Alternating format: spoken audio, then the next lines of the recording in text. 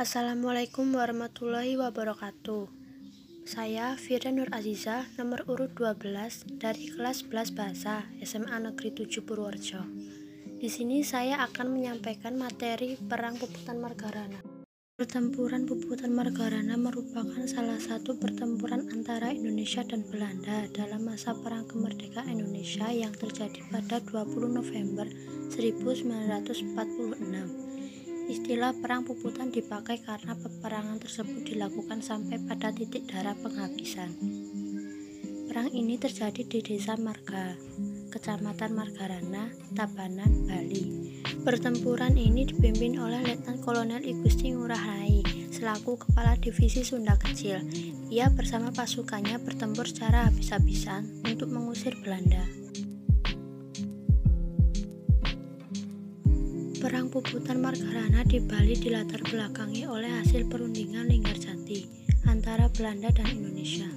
Salah satu isi hasil perundingan Linggarjati adalah Belanda mengakui secara de facto Republik Indonesia dengan wilayah kekuasaan meliputi Jawa, Sumatera, dan Madura. Setelah itu, Belanda sudah harus meninggalkan daerah de facto itu paling lambat 1 Januari 1946. Itu artinya Bali tidak termasuk ke dalam bagian Republik Indonesia. Hal itu melukai hati rakyat Bali yang kemudian memicu perlawanan. Selain itu, Perang Puputan Margarana juga dipicu oleh penolakan Letkol I Gusti Ngurah Rai yang saat itu menjadi Kepala Divisi Sunda Kecil terhadap Belanda untuk mendirikan negara Indonesia Timur. Pada 2 dan 3 Maret 1946, Belanda mendaratkan sekitar 2.000 pasukannya di Bali. Tujuan Belanda adalah ingin menyatukan Bali dengan wilayah negara Indonesia Timur lainnya. Belanda kemudian membujuk I Gusti Ngurah Rai supaya bersedia bekerjasama membentuk NIT.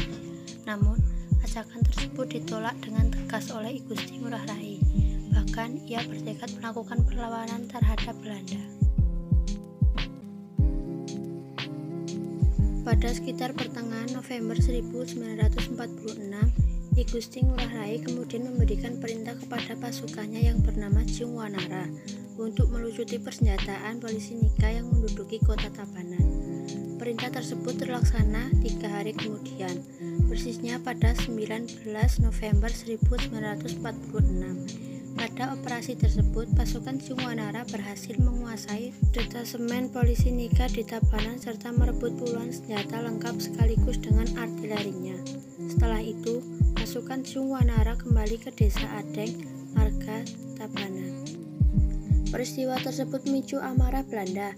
Pada 20 November 1946, Belanda mengerahkan seluruh pasukannya yang tersebar di seluruh wilayah Bali dan Lombok untuk mengisolasi Desa Adeng Marga. Menjelang siang, sekitar pukul 9 sampai 10 WITA, pasukan Jung Wanara baru menyadari bahwa mereka dalam posisi terkepung oleh serdadu Belanda. Enggan menyerah, aksi tembak-tembakan pun tidak terelakkan. Sebenarnya sebelumnya I Gusti Ngurah Rai sempat mencium pergerakan Belanda dan langsung memindahkan pasukannya ke Desa Marga. Mereka menyusuri wilayah ujung timur Pulau Bali, termasuk melintasi Gunung Agung. Namun upaya itu dapat diendus Belanda yang kemudian berhasil mengejar pasukan Jung Wanara. Dalam pertempuran itu, pasukan Jung Wanara sebenarnya sempat berhasil memukul mundur pasukan Belanda. Namun ternyata pertempuran belum selesai, sebab bala bantuan pasukan Belanda datang dengan jumlah lebih besar. Menjelang malam pertempuran tak kunjung usai, pasukan Belanda kian brutal menyerbu pasukan Jung Wanara dengan meriam dan bom dari pesawat tempur. Dalam kondisi terdesak itu, I Gusti Ngurah Rai mengeluarkan perintah puputan atau pertempuran habis-habisan. Akhirnya, malam itu 20 November 1946, I Gusti Ngurah Rai gugur bersama pasukannya. Peristiwa inilah yang kemudian dicatat sebagai peristiwa Puputan Margarana.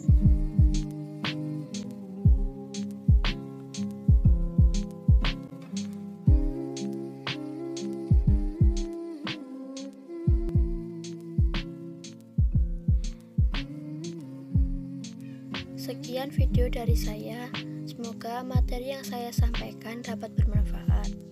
Kurang lebihnya saya mohon maaf. Wassalamualaikum warahmatullahi wabarakatuh.